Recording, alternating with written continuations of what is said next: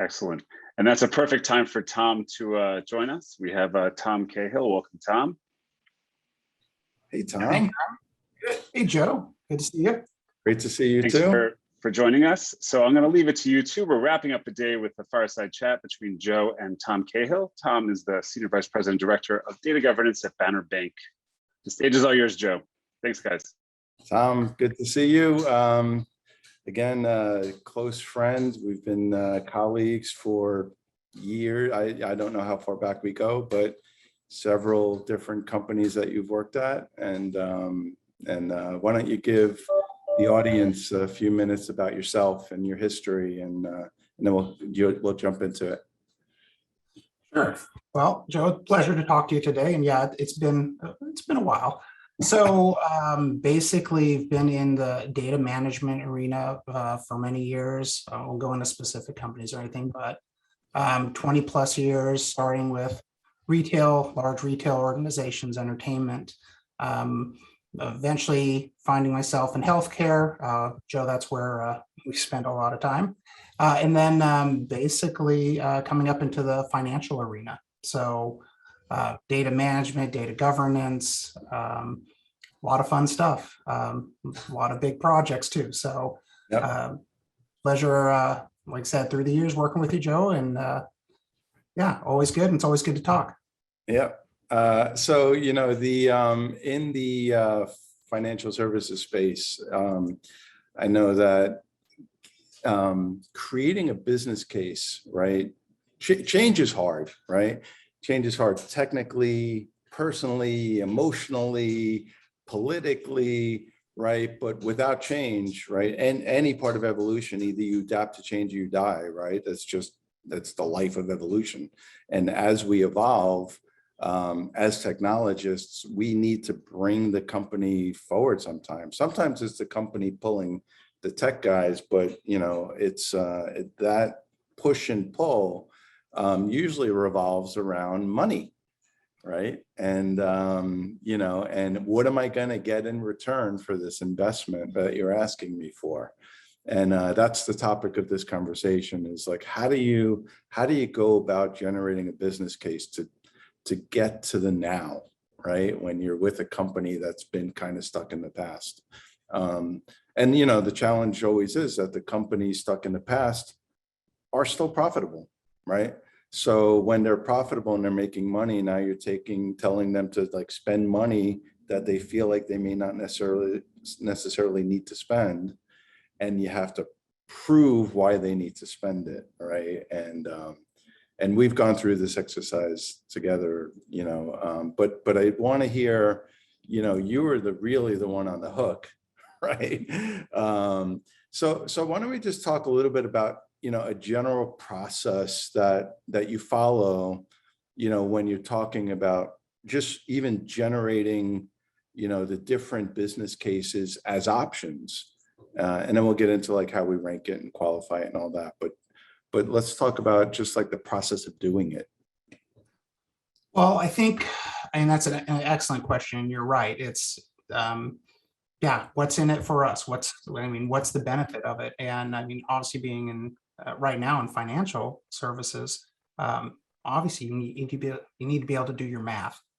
But I think before that, even that point, it's like, you need to pretty much go out and canvas with the rest of your business and go, hey, what are you trying to do that you can't accomplish right now that depends on data, depends on information?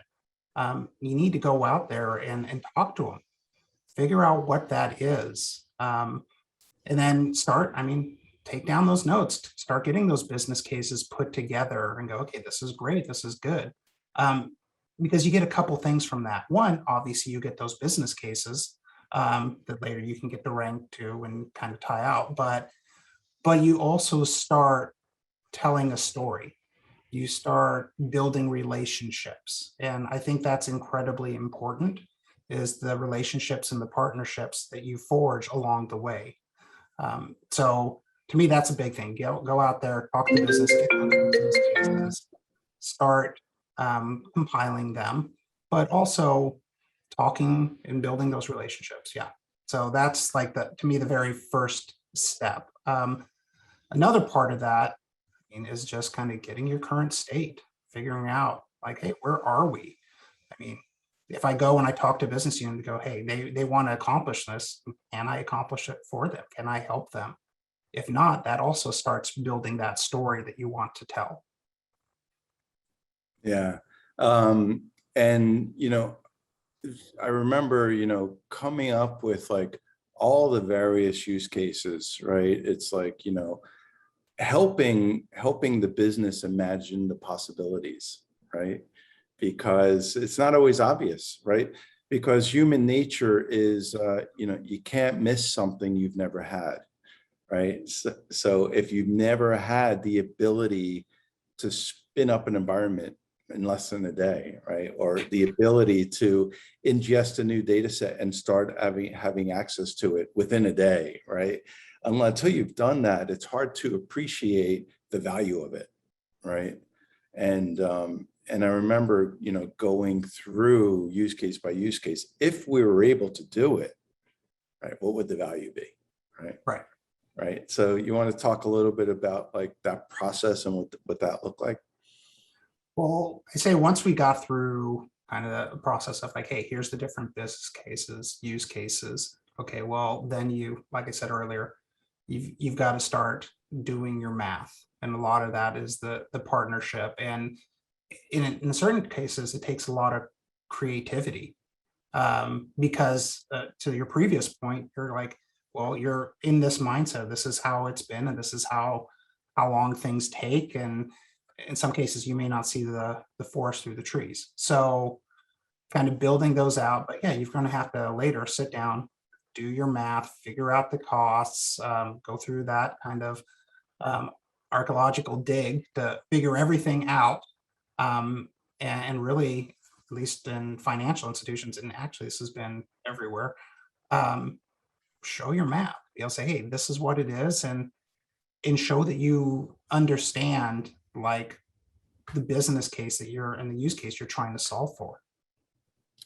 So some of the challenges when you talk to data people, right? One of the biggest challenges with getting things approved is a lot of the benefits are not tangible, right? There's tremendous amount of intangible benefits like data governance, right? And how do you quantify that? Put dollars, like what's the return on investment of having, proper governance? It's not easy, right? So, can you talk a little bit about like what was some of the success criteria for getting some of your business cases approved? Well, I'd say a big part of the success criteria is that, and maybe back to your point, could they really envision the end state?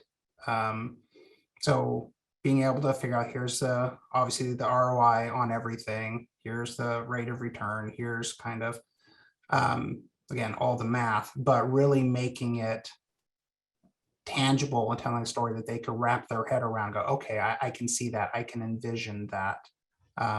That's a big part of it. I'd say another part is as you're working and you're figuring out those use cases and you're bringing in kind of that business partner, but you're also bringing in like, hey, you're bringing in finance partners, you're bringing in others to help you build that case. And at the same time, you are, again, developing that story that hopefully starts to spread. And so getting that out there, going through, working with those business units, going, hey, you know what? This has this return. Then these intangible areas, like you said, data governance, data catalogs, pretty much all those different things. Like this is how that relates, and this is how that relates to that experience you would have, or that campaign you're going to develop, or whatever, that operational efficiency that you're going to eke out. But you have to do the work to tie it all together and make it relatable to them so they can see it in their head. Right. Yeah. A lot of the other discussions today were talking about how, things like taxonomies and data definitions and data unification and all these things are like otherwise not tangible, right? In order to put dollars and cents to it, I guess what I'm hearing you say, it's like you need to like do the legwork, right? It's like, what is that operational efficiency going to look like, right? You know, if it's not unified today, somebody somewhere is figuring out how to unify it manually, right? Because either that or there's a cost of lost opportunity because you can't unify it, right? And Yeah. all of that needs to be figured out, right? Yeah, and I would say that I mean, they know what they're going through right now, as far as if they're not kind of working with that ideal. They know like, okay, I have to wrangle this, or I have to go look up this. I mean, their day to day, they're living it. So if you can paint that picture of like, well, you're kind of slogging through the mud right now, but here's a path, here's a bridge to get you above that. I mean, if you can, again, relate it to their story, their real life experiences, and go, hey, this is what it could be like. And then you start going, okay, well, tangibly, how much do you spend? How much does your department spend? How much does the organization spend? What does this mean for the customer interactions, be it the time in line, be it whatever? And yeah, you do the math and you sit there and go, well, what does that cost? What is that worth? But it's really kind of understanding kind of their current state, and how much better it could be. So there's a bit of creativity that goes into it too. Yeah. Yeah, you touched on something too, is, you know, all through we're talking about all day, we've been discussing like getting the customer more engaged, right? Getting things closer to real time, getting them immersed in your product offerings, right? And, you know, the longer it takes to do that, the more vulnerable you are to attrition, right? In this competitive world. So, you know, I know that, you know, the data ecosystem that you're building, one of the key criteria, I think, is like, how is this going to impact the customer, right? Can you talk a little bit about like how some of that was being measured, or how you went about establishing the case on connecting things like governance to the customer, right? It's not a straight line, right? It's not easy. No, and that's a difficult question, like tying it back to a client and their experience. I mean, part of that you tie back to like, well, what is the operational efficiency of like your staff? Like, how quickly can they service your client? How quickly can they do that so they have a rich experience, and not, okay, are you done yet? Is this happening? Or what?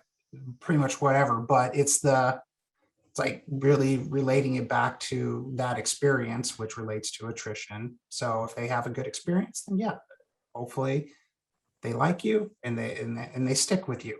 Yeah. If you have a positive experience just from your staff standpoint executing their job, well, not just client attrition, but employee attrition.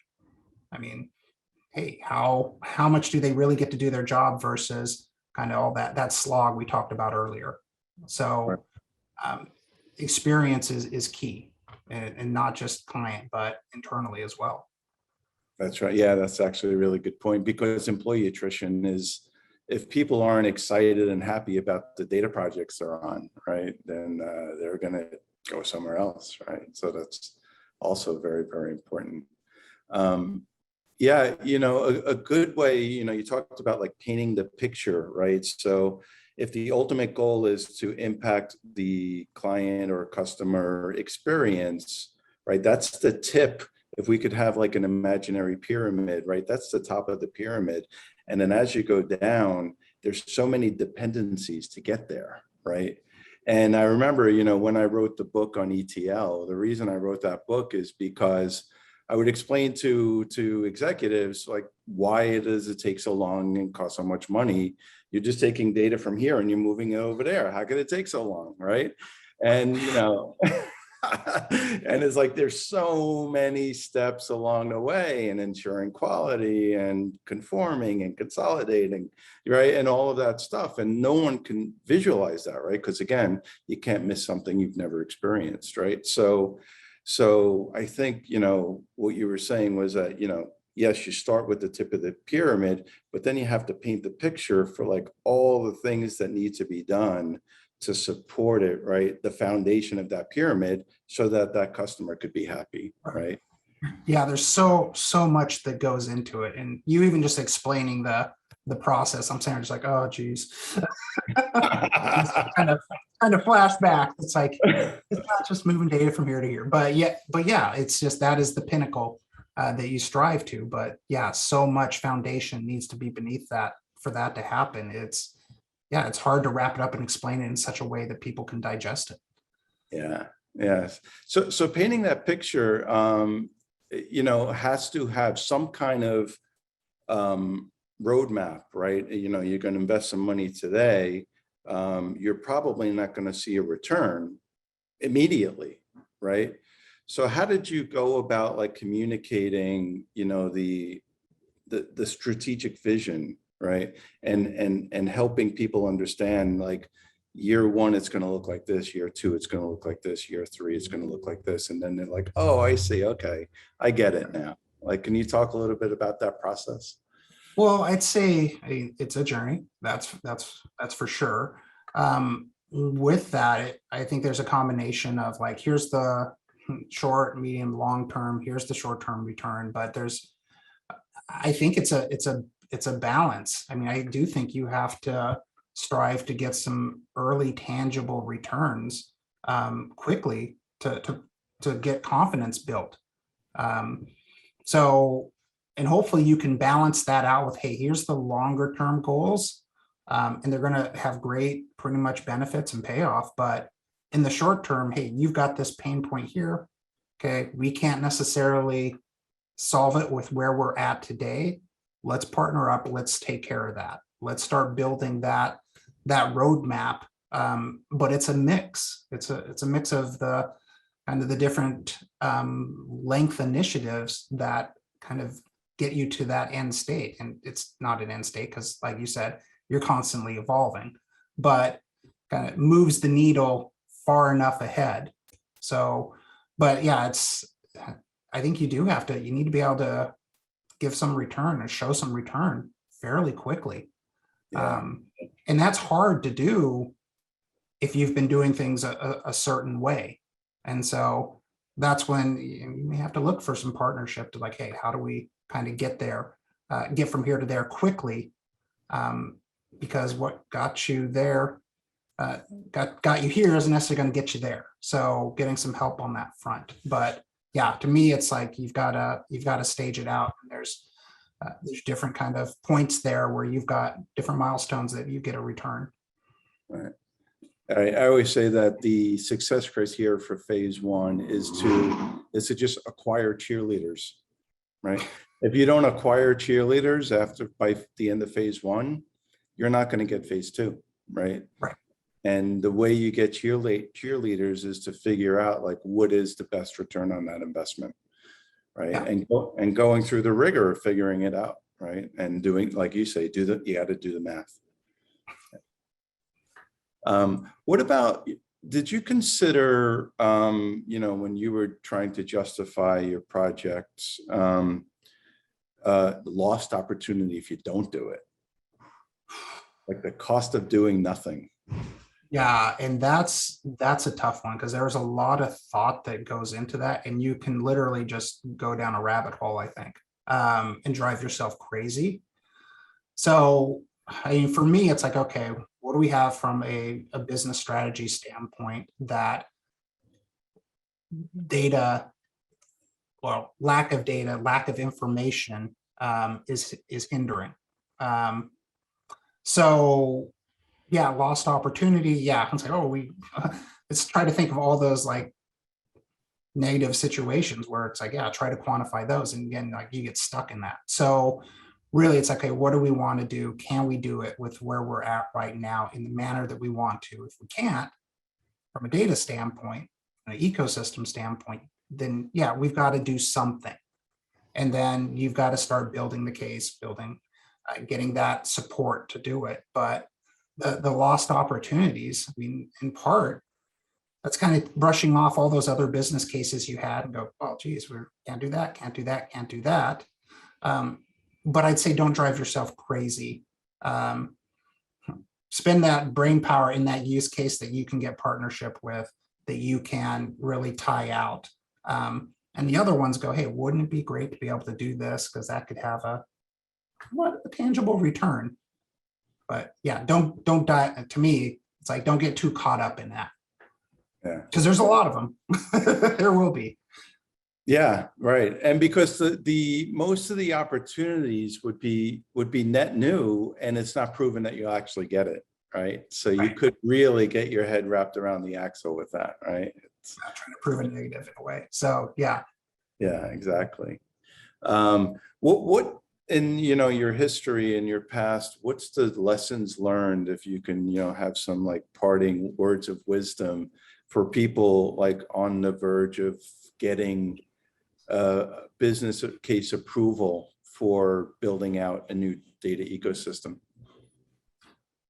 Well, and this has been a constant theme for me, is it's the number one thing for me is partnership. That's partnership with your internal business units. That's partnership with potentially a strong external party like we've had over the years, a trusted party. But to me, it's just really getting those relationships, getting those partnerships together, executing, having some wins, and building confidence in that this is the right path. So yeah, I mean, there's all the technical things that come into it, but that aside, the most important thing to me is just, it's the people, the relationship side of it, and partnering. That's without that, it's not going to work. Awesome. Great. Well, thank you so much for coming out and joining our summit. Hopefully you had some fun, and hopefully people out in the audience learned a thing or two from our talk. And